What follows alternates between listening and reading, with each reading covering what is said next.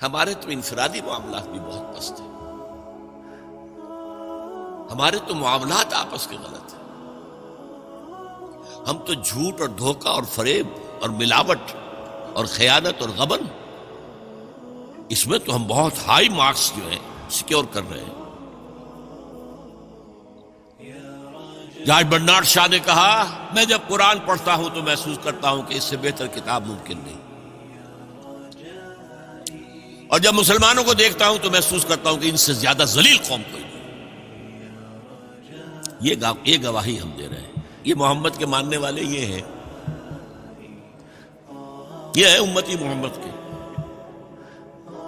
جو اپنے پاؤں پہ کھڑے نہیں ہو سکتے، جو اپنے معاملات مینیج نہیں کر سکتے، بیکاری، یہ اور کہاں ہے وہ دین؟ کوئی ایک ہی دنیا میں دکھا سکتے ہو کہ یہ ہے دین؟ آؤ see with your own eyes, this is دین الحق۔ یہ جو میں نے آپ سے کہا تھا نا، یہ بڑی نازک ذمہ داری، بڑی نازک، اس کا ایک اندازہ آپ کو ہو جائے گا خطبہ حجۃ الوداع سے۔ حضور نے جو خطبہ دیا، اور وہ عظیم ترین خطبہ ہے تاریخ انسانی کا، آخر میں موٹی موٹی باتوں کو پھر دوہرایا۔ دیکھو عورتوں کا خیال کرو، عورتوں کے حقوق ادا کرو، دیکھو غلاموں کے ساتھ نیک سلوک کرو، جو بھی تھی۔ پھر آپ نے ایک سوال کیا، الا هل بلغت، لوگوں میں نے پہنچا دیا یا نہیں؟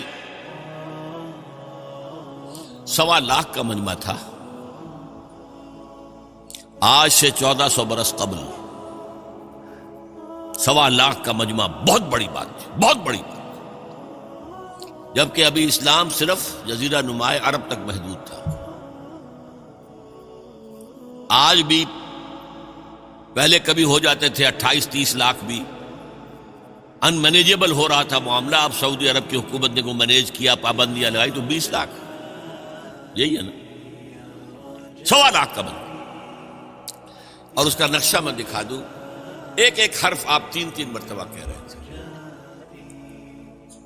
داہنی طرف رخ کر کے کہا، وہ سنا، پھر مکبر کھڑے ہوئے ہیں، اس نے سنا اور آگے پہنچایا، اس نے سنایا آگے پہنچایا۔ لاؤڈ سپیکر تو تھا نہیں، کوئی پبلک ایڈریس سسٹم تو نہیں تھا۔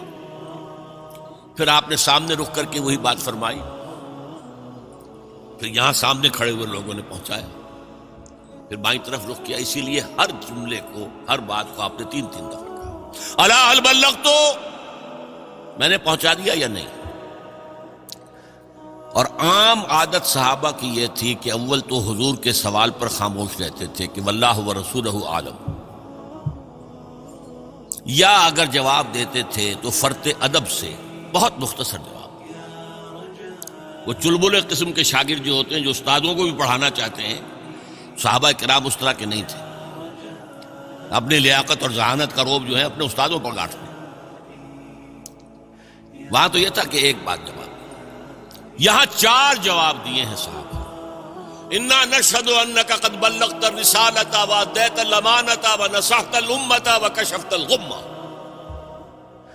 3 مرتبہ حضور نے کہا الا هل بلغت، اور 3 مرتبہ جواب آیا انا نشهد انك قد بلغت الرسالة واديت الامانة ونصحت الامة وكشفت الغمة۔ اے نبی، ہم گواہ ہیں، آپ نے حق رسالت ادا کر دیا، آپ نے حق امانت ادا کر دیا۔ یہ قرآن تو ہمارے لیے اللہ نے نازل کیا تھا نا، آپ کے پاس تو امانت تھی۔ آپ نے امت کی خیر خواہی کا حق ادا کر دیا،